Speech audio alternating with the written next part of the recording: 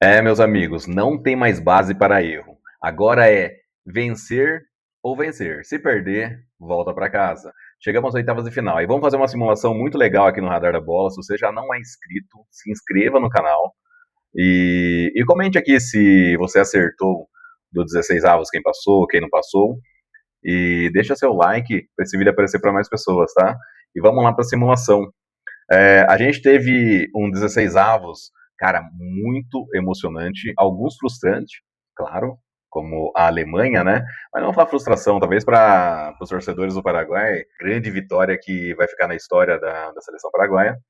Tivemos grandes jogos, né, como Portugal e Croácia, muita polêmica da arbitragem, principalmente no jogo de Portugal e no jogo da Argentina.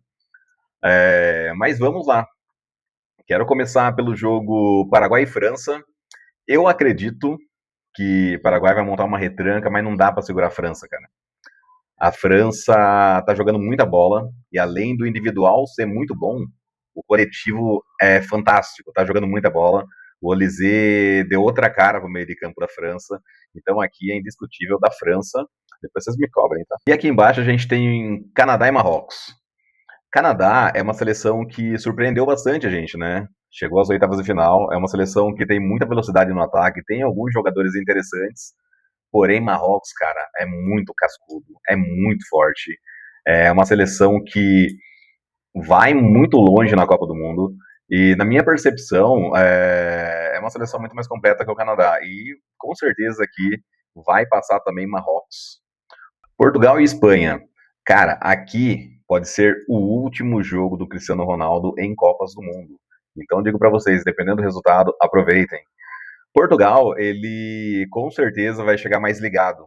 Se você lembra da Nation League, né, na Europa, Portugal venceu a Espanha na final e foi campeã. Então, eu acredito que vai ser um jogo talvez de revanchismo para a Espanha, mas ao mesmo tempo, eu acho que Portugal leva. Porque se Portugal entrar com vontade e ligado, não é só dependendo do Cristiano, é o coletivo de Portugal e o individual. Ah, mas a Espanha também tem. Mas tem muitos jogadores na Espanha que poucos estão falando que tá voltando de lesão. Um exemplo, o Rodri não tá na mesma rotação que normalmente ele fica. Se você pegar também o Lamine Yamal, ele por mais que jogou muito bem no último jogo contra a Áustria, mesmo assim ele não tá no seu prime, né? Pode, claro, pode desequilibrar o jogo, assim como os jogadores de Portugal também. E eu acho que nisso tudo Portugal leva e a Espanha fica pelo caminho.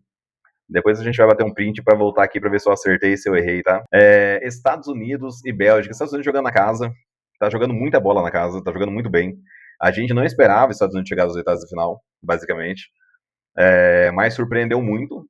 E aqui, na minha percepção, passa Bélgica, Estados Unidos. Aqui eu tô na dúvida. Eu acho que é equilibrado. A Bélgica também não tá jogando o seu melhor. É uma seleção que buscou uma vitória muito boa de virada contra Senegal e isso talvez motive um pouco mais, só que eles vêm também de um jogo de prorrogação. Então, na minha visão, aqui passa Estados Unidos, cara. Eu fiquei na dúvida, mas porque eu acredito que tem um equilíbrio muito grande, Estados Unidos jogando na casa, tem jogadores interessantes, vão jogar com mais vontade por estar jogando na casa. E a Bélgica, na minha opinião, fica no caminho, porque além de ter grandes jogadores como Doku, como De Bruyne, é, mesmo assim, cara, acredito que não passe. Brasil e Noruega, cara, que é o jogo que todo mundo tá esperando. Acredito que vai ser um jogo muito difícil pro Brasil, vai depender de muitos fatores, principalmente o meio de campo brasileiro. O Brasil tem uma vantagem muito grande, o Brasil tem uma vantagem muito grande, primeiramente falando, porque a zaga da Noruega, ela desequilibra um pouco. Porque o ataque da Noruega, do meio para frente, é muito bom. Mas do meio para trás é mais ou menos. Então, o Brasil, se explorar velocidade, marcação, pressão, pode ser que a Noruega se complique. Ao mesmo tempo que se o Brasil cometeu os erros que cometeu com o Japão, com o Marrocos, e nos últimos dois amistosos da seleção, aí o Brasil vai ter problema. Porque perder uma bola, a zaga saindo para começar a jogada e perder a bola ali, para pegar a zaga toda desmontada do Brasil, com o Haaland, com o Nusa, talvez o Oscar Bob ou o Sorlotti, vai complicar a vida do Brasil, porque o Odegaard é um maestro. E o Haaland, por mais que ele tá fazendo aquela cara de bom moço, o cara é um maníaco fazendo gol, cara. Então, aqui, eu acho que vai ser um jogo muito pegado, um jogo decidido nos detalhes. Mas eu acredito ainda que passa o Brasil aqui, cara. Eu acredito que passa o Brasil, tá? O México e Inglaterra, cara, aqui é um jogo que, mesma coisa que eu falei dos Estados Unidos e Bélgica, é aquele jogo equilibrado. O México tá jogando muita bola, tá? Muita bola. Eu não sei como que eles passaram do Equador, cara. Claro, dominaram o jogo. Beleza, o Equador não jogou nada. Eu acreditava que o Equador ia passar. Mas como passou o México e Inglaterra, eu acredito que aqui a Inglaterra passe. Mas, pô, Alex, mas o México vai jogar na casa, tá jogando muita bola. Beleza. Mas a Inglaterra tem um fator de ter muitos jogadores bons, cara. E não dá para ignorar. Quando você tem um Bellingham no time, o Declan Rice no time, quando você tem é, Harry Kane no ataque, cara. Entendeu? E quando você olha o banco de reserva, você tem Saka, você tem jogadores muito bons. E que nem no último jogo, que a República do Congo estava tirando a Inglaterra da Copa do Mundo, Harry Kane pegou a bola e falou: deixa comigo que eu vou decidir. Então, numa dessa, de precisar realmente, com certeza, a Inglaterra tem individualidade. Se o coletivo não está funcionando, assim como já diria Jorge Igor, se o coletivo não funciona, deixa comigo que eu resolvo. Então aqui eu acredito que a Inglaterra passe muito mais pela individualidade, mas aqui eu não tenho muita certeza. Aqui vamos falar, na minha opinião, 50-50.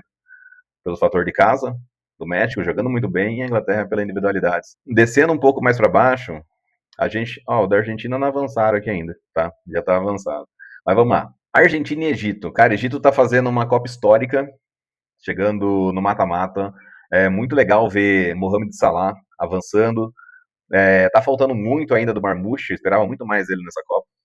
Mas a Argentina, depois do susto que tomou com o Cabo Verde, da partida que todo mundo tá falando, olha, resiliência, venceu na raça. Na minha opinião, cara, foi uma decepção muito grande pra Argentina, porque a Argentina, cara, é a campeã do mundo, a atual campeã do mundo.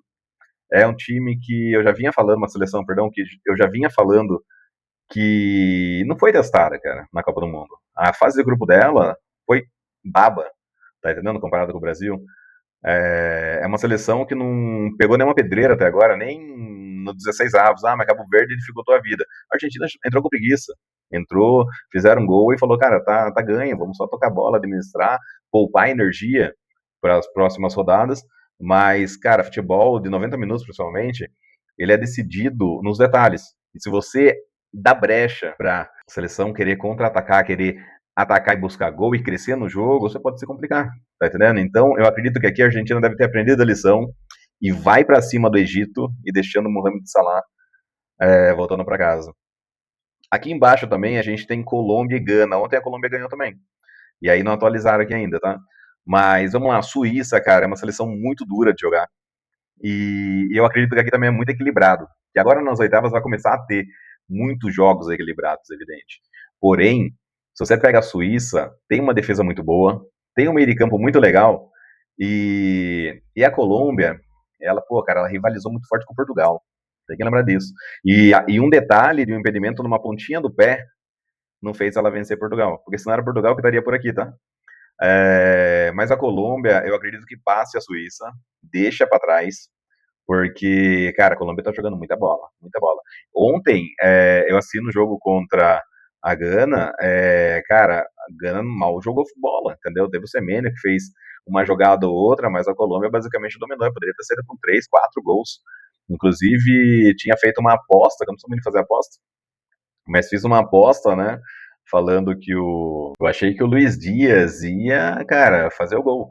Mas fez um gol que estava impedido e perdeu um gol na cara do gol. Literalmente eu tô em cima do goleiro. Mas tirando tudo isso daí, cara, a Colômbia vem muito forte. Eu acredito que passa, então. Vamos lá, França, Marrocos, Portugal. E aqui, não tem muitas. Tem, eu acredito que passa Portugal. Estados Unidos, Brasil. E eu acho que o Brasil ainda com ressalva. Pode pingar para um dos dois lados, porque eu te falei. Voltando lá. Brasil tem o meio de campo, tá muito ruim o meio de campo do Brasil hoje. Casemiro tá muito lento. Tá entendendo? Mas ele fez o gol da classificação, beleza, cara. Mas é uma partida muito ruim. Você pega a partida dele, no geral, ele foi muito ruim, não mereceu ter ganhado o melhor homem em campo, o MVP da partida. Inglaterra passa, Argentina passa e Colômbia passa. Então é basicamente isso. Essa é as minhas oitavas de final. Quem eu acho que vai passar? Se inscreva no canal, porque eu vou fazer depois da semifinal. Eu vou bater um print aqui também do que eu tô falando. Depois eu trago aqui para ver quantos que a gente acertou. E comenta aqui embaixo quem você acha que passa e quem não passa na Copa do Mundo, nas oitavas de final. Valeu, um grande abraço, valeu!